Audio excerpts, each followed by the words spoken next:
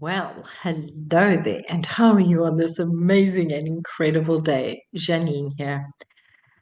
People, have you ever come across the fact that you can add to somebody's life? You can take away from somebody's life. You can add to your life, and guess what? You can take away from your life as well. When we speak, this is what we do. We are either creating in our life or we're destroying in our life. And the most horrifying part of it sometimes is people are absolutely unaware of what they are doing.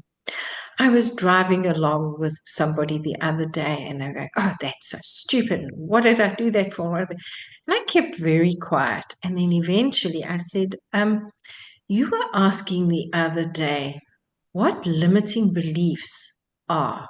Well, I have just heard for the last 10 minutes a whole slew of limiting beliefs come out of your mouth. Wait, what? When? What did I say? So we chatted about it, and it was so enlightening for this person that by calling themselves stupid, by saying that whatever they had done was ridiculous, and that how could they do that? And they're so foolish and blah, blah, fish paste, that they were actually calling more of it into their life.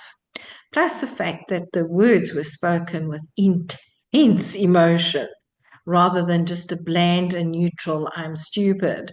There was a lot of emotion behind it. And by the way, Janine, you are very, very intelligent, and that was somebody else speaking because I'm unavailable to call myself stupid. Anyway, the bottom line is sometimes in life we feel we're speaking the truth when actually what we are doing is we are limiting our life. We are limiting who we are, and we are literally spelling disaster into our life, into our bodies, into the people around us.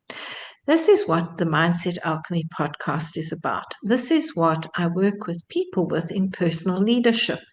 I help you understand how to use words in a far better way, where it comes from your thinking and what the link is between the emotion and the feeling and the creating of it. And somebody said to me, "Yeah, but that's a truth." And I looked at them after they'd said something. I went, "Is that a truth, or is that just a belief and a decision that you made because of programming you had in your life?" Oh, let's think about that. Many times our beliefs are just decisions we've made without knowing all of the implications, the backstories, the end stories. And below the age of 7 to 10, we very often just bring in not very often, we bring in everything without filters, without understanding the backstory, without knowing the full details. And then it impacts us for the rest of our lives until we recognize them, resolve them, and replace them with something far better and far more compassionate, far more caring for ourselves, and far more understanding of ourselves. Remember, our parents and the people around us were just doing the best they could at that point in time. It may have been inadequate. It was still the best that they could do at that point in time, their point in time. And if we're going to carry on living in that point in time, we'll keep on having what we've always had. And this is one of the reasons when I work with clients and myself, I go, is that a truth? Truth is a very powerful switch word, and it brings forward to the surface all those things that we've made decisions around, we have beliefs around that may be less than the truth for us in our life. And this is just so energetically cleansing and clearing when we can look at it and say, "Oh, that was the truth when I was 4 years old. Now that I'm whatever age you are, is it still a truth? Have I grown beyond it? And what can I do to shift it?" People, this is where journaling comes in. This is where speaking out loud to ourselves so that we can hear ourselves thinking comes in. This is where we consciously choose to change our thinking processes, our feeling processes, and what we are saying. It takes awareness. It takes understanding of what we are saying, when we are saying it. and the feeling and emotion we are saying it in. We have so many thoughts in a day. We are unable to acknowledge all of them. The important thing is to acknowledge the ones that we can, and the rest we'll deal with as they come up and as they work with us. When we clear our energy, we get to look and say, oh, ouch, look, there's a hook there. What affirmation can I say? Where can I shift the truth of it? Where can I go and journal burn and come back into gratitude around it? And so many people say to me, I don't want to journal. Janine, I hate journaling. And I go, that's okay. Just go make bullet points. Go and take a box of coloring and crayons and just put color on the page and speak it out. The important thing is that your hands are connecting with the pen, the paper, and you are having movement as you verbalize, vocalize, or write out what is coming forward, what you're experiencing, and how you're experiencing it, because this helps to cleanse and clear it. I'll listen to the story people tell themselves and I'll go squeak. Right, there's a challenge, there's a challenge, there's a challenge. Whose truth is it? Whose energy is it? And where are we avoiding accepting accountability for what's happening and where we are going?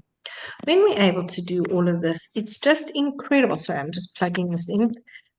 It's incredible how things can shift and change. Awareness is such a key. For me, it's like, oh, look what I was saying there. Look at how I was messing things up there. And that's okay. At least now I'm aware of it. Very often I'll ask a question and I'm just checking my notes here and saying, well, what is the potential to bring this forward? What are the possibilities to bring that forward? And rather than doubting myself and doubting the ideas, I go, well, show me more, explore it more. You know, when I was using ChatGPT the other day, I was thinking this is a bit like when I'm working with my guides and when I'm working with clients, we ask another question and then we get a different answer. We get more information. We can go more in depth. Except unlike ChatGPT, we have a greater consciousness around it. It's still fun to play with and to use.